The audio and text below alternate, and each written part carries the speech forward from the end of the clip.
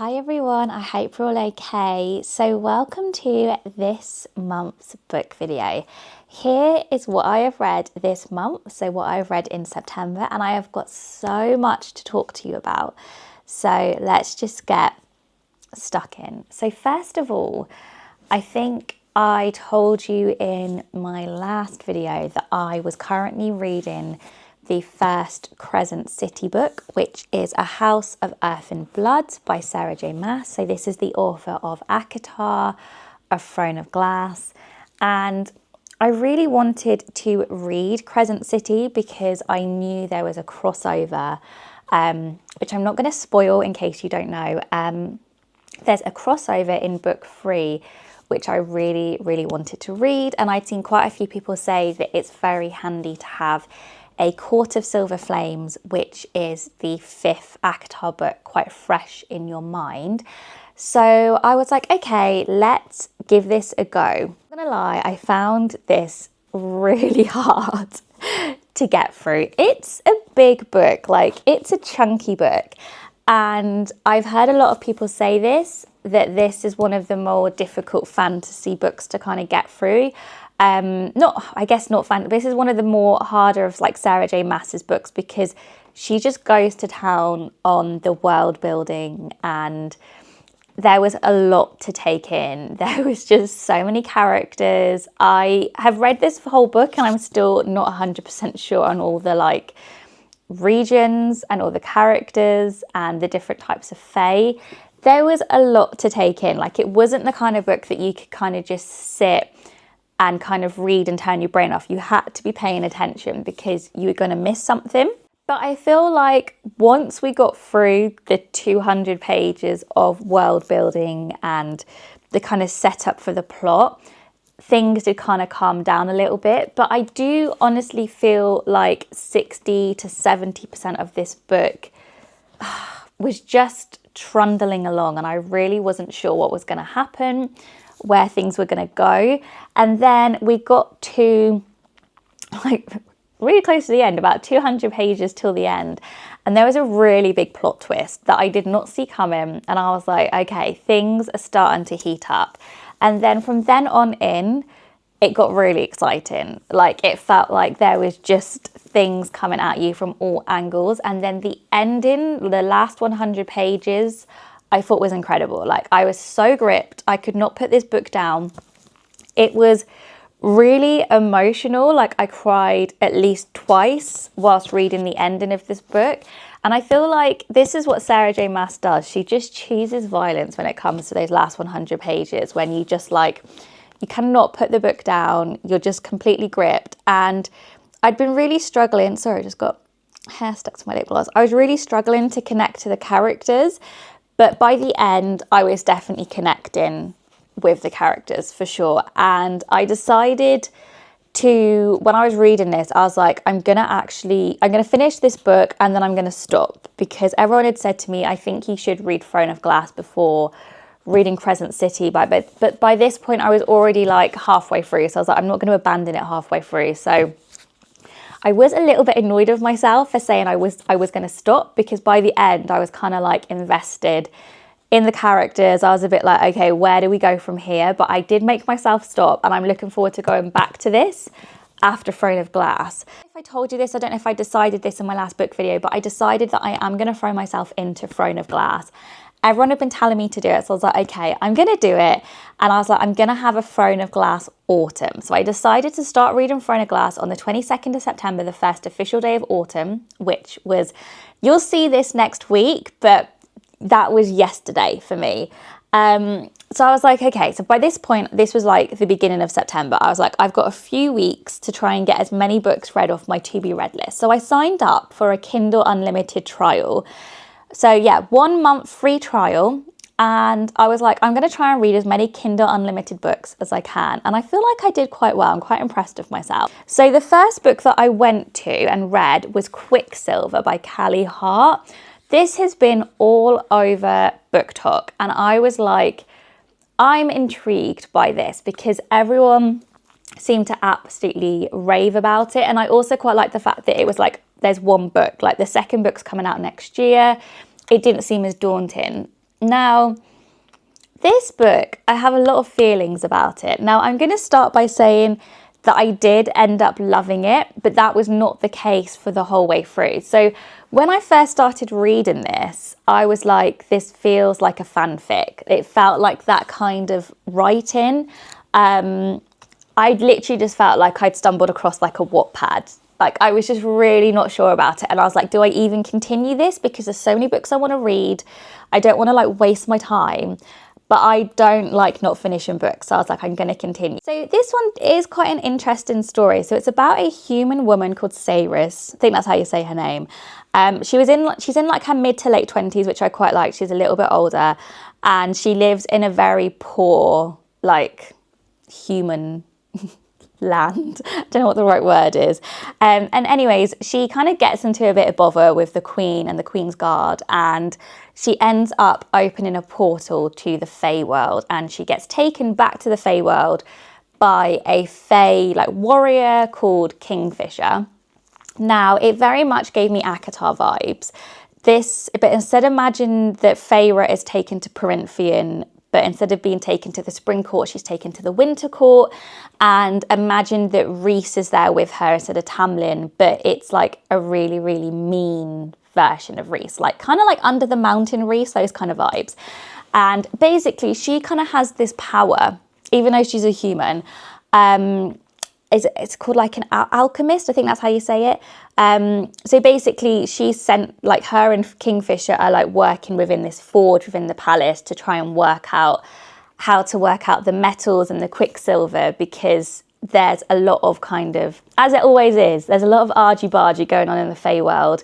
There's like Fae vampires, and yeah, there's a big battle, and they think that she is like the key to like helping. So it's quite an interesting, like the magic's very interesting, and it was quite interesting reading about something a little bit different. But yeah, I just really wasn't sure about it at first because it felt like a fanfic, and there was a lot of swearing that I felt was quite unnecessary.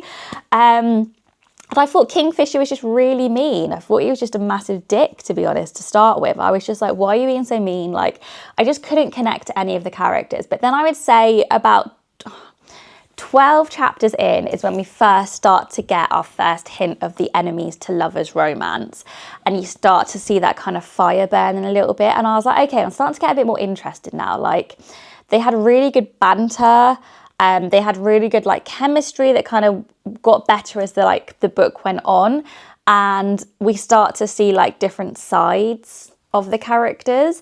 And then I kind of got to about halfway through and I was like, I feel like this is a guilty pleasure book. Like, I feel like I shouldn't like this book, but I do like it. Like, I was, you know, by this point, the spice had heated up. There was like a lot more kind of romance. Like I said, you were connecting to the characters, and I was like, yeah, I'm kind of digging this now. But I still wasn't like, I didn't know if I really wanted to admit that I liked it. But then towards the end, I'd probably say about 80% through, I was like, do you know what? I love this book and I don't even care anymore. It's not a guilty pleasure. I will fully admit that I am enjoying this book and I cannot wait for book 2. It ends on a pretty big cliffhanger.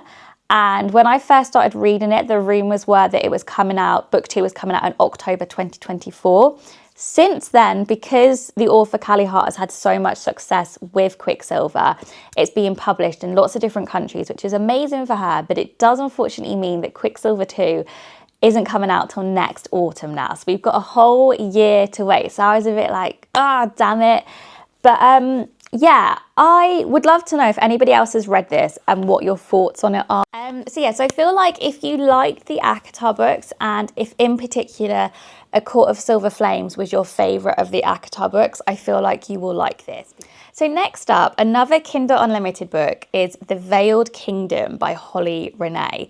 Now, I'd seen a lot of people talking about this, but I didn't really know what to expect. Now, this is the most easy to read, fast-paced, romantasy book that I have read so far on this kind of romantic fantasy reading journey. So if you are looking for something easy to read that is kind of more about the romance and the kind of spice and the enemies to lovers rather than the world building, then definitely check out this series. Now, this series isn't going to be for everyone. but I honestly ate this up. I read this book in less than 24 hours. It's pretty short. I think it's about 300 pages, so it's a really short one to read. I couldn't put it down. I honestly loved it. So this very much gave me Fourth Wing vibes, but without dragons and without a war college. So this is set in Feywild. So you've still got that fantasy element, which I really liked.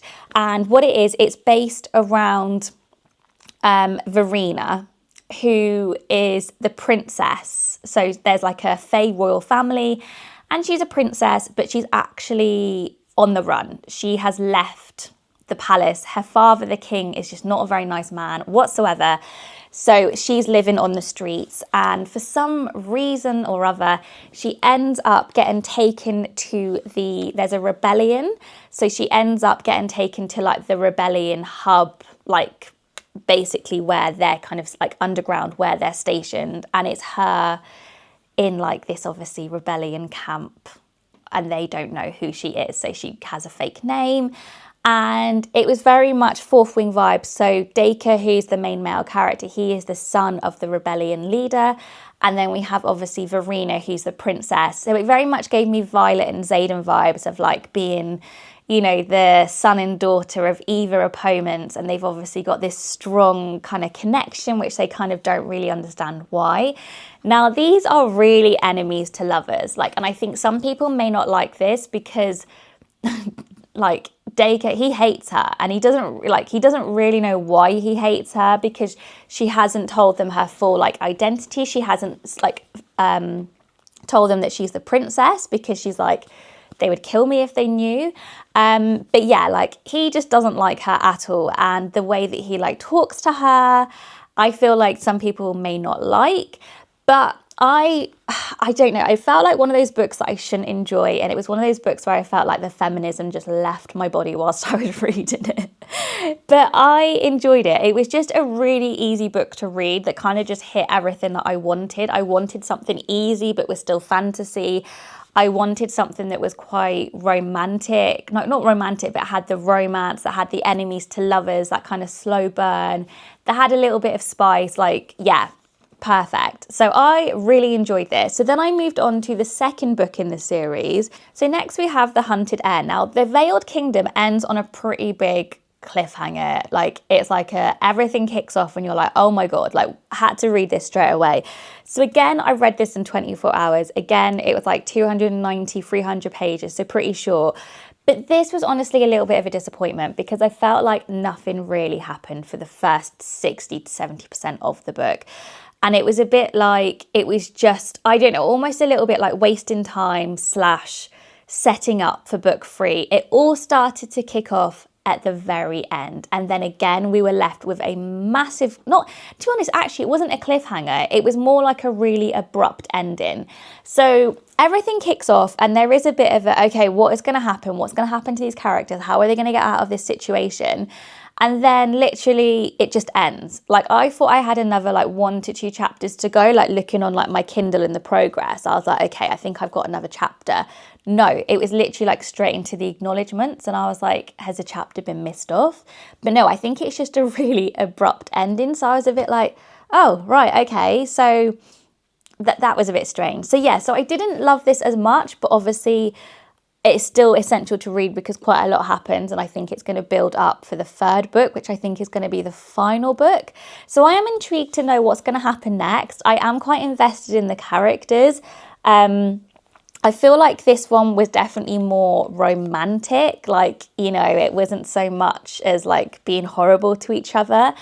So it definitely had more kind of romance in it. So yeah, I'm just kind of really intrigued to see where this is going to go next. But I really enjoyed the books. I feel like if you liked Fourth Wing and you liked the kind of spice of Fourth Wing and you liked the enemies to lovers, then I feel like you'll like it. And I feel like especially if you want something just easy to read, like sometimes we just need a read that we can switch our brains off and just enjoy. And I feel like these books are absolutely perfect for that. Because I enjoyed The Veiled Kingdom so much, I thought that I would check out the author Holly Renee's other work. So I read A Kingdom of Stars and Shadows. So this is a series of 4 books, all on Kindle Unlimited as well. Should have said the Veiled Kingdom. They were on Kindle Unlimited too. So I was like, okay, let's give this a go. She seems to be very good at writing fast-paced romantasy books, which is kind of just what I want at the moment. So yeah, A Kingdom of Stars and Shadows. Now this very, very much gave me ACOTAR vibes. The main male character, Evren, he's Rhys. He 100% had to have been based off Rhys because he's just Rhys basically. So if you're a big Rhys girl, then you're probably going to love these books because yeah, Evren is Rhys. Now the story of this was really, really interesting, I thought. So it's about Adara, who is called a Star Blessed. So she technically is a human, but she has these kind of magic markings that she's had from birth, which have kind of been blessed by the stars, which means she does have like power within her. And when someone drinks from her blood, they can get that power. So she's basically been promised to the Fae royal family to be married to the future heir when she turns of age. So obviously this story is of her turning of age and being shipped off to the kingdom, the Fae kingdom, to be like married off to the prince. All pretty gross. She obviously does not want to go at all. So it's her kind of navigating this new life. Not only do we have Fae, but we also have Fae vampire. We've got the Fae kingdom and we've got the blood kingdom, and they are at war with each other, or there's like an impending war. Like there always seems to be like some impending war, doesn't there, in like these books. But I just thought the story of this was really interesting, and I was like, okay, so yeah, so I'm missing out a big part here actually. So she's basically engaged to be married to Prince Gavril, who's the future heir. But she finds herself being more interested and intrigued and infatuated by the prince's half-brother, Evren. So it's just her, like, yeah, basically that is the synopsis of it. So yeah, I thought it was an interesting story. Again, these are pretty short books, so I raced through this. I think it took me, again, 24 hours to read the first book. And there was a really big plot twist at the end that I was not expecting. I didn't see coming, and I was like, okay, where's this going to go? So then I moved on to the second book, which is A Kingdom of Blood and Betrayal. Now, I feel like the second book was definitely my favourite out of the 4 books. It kind of gave me a core of Mist and Fury vibes. I don't really want to say too much about spoiling it, but this book takes part in a different kingdom, and it was just kind of interesting because I feel like you got to see a different side to some of the characters. We got introduced to some different characters. We got to see the characters having a bit more fun. It just was quite interesting, whilst there was still the impending like war and action of like what's going to happen. And then the ending was again a pretty big cliffhanger where it was like, oh my God, like what is going to happen? So I really enjoyed the first 2 books, absolutely raced through them, read them in 48 hours. Be warned though that these books are very spicy. I feel like especially like towards the end of the second book, things really ramp up. And it was like kind of like spice after spice after spice. Like I think I was reading the second book one day and I was trying to eat my lunch at the same time. And I just felt a little bit uncomfortable because I was just like, there's just so much spice and I don't really know what to do with myself. And I was eating a gammon sandwich, which was probably not the best thing to be eating. And I just couldn't make eye contact with the sandwich because I was like, oh my God, I feel a bit hot and flustered whilst I'm eating this sandwich. So these are spicy books. Like if you're not into spice, then these are definitely not going to be for you. So I read the 2 books, then we read on to the third book, which was A Kingdom of Venom and Vows. Now this book I felt was a bit, The first 50% of the book is now in another different place, and there was quite a lot of uncomfortable scenes which I didn't really like. They felt quite heavy, and I found myself kind of racing through to kind of speed those up a little bit. And then the last 50% of the book, because there isn't much spice, well, there's like no spice barely in the first 50% of the book. I feel like for the last 50% of the book, she was really making up for it because it felt like there was like so much spice. Like it was literally felt like every chapter, and it kind of just felt a little bit like copy and paste. It was a bit like, okay, we get it. You're doing you know what. But yeah, it just felt a little bit repetitive, and it was a bit like it kind of took the novelty away from it, if that made sense. And what I also will never ever understand in these fantasy books is how these characters can go through like a really stressful situation, like a war or a big battle, and the first thing that's on their mind is a bit of rumpy pumpy. Like, I just will never understand it. Like, I thought this in the ACOTAR books as well, you know, A Court of Wings and Ruin, when Favourite and Reese are in the war tent and she decides to like distract him with a bit of "How's your father?" And there's actually a line saying that like what they were doing and like the moans and stuff drowned out the sound of people dying outside the tent. And it's like, guys, read the room. Read the bloody room, you filthy animals. Yeah, it felt a little bit like that, but at least they went in a war tent. But it was just a bit like, how is this the first thing on your mind right now? And one of the characters was actually really severely injured. In fact, they died for a few seconds. But yeah, there we go. Always seems to happen in these books. So yeah, the third book, that was a trilogy, and it focuses on Adara's point of view. So then the fourth book in the series is from another, it's kind of a multi-point of view. It's from two characters' point of views.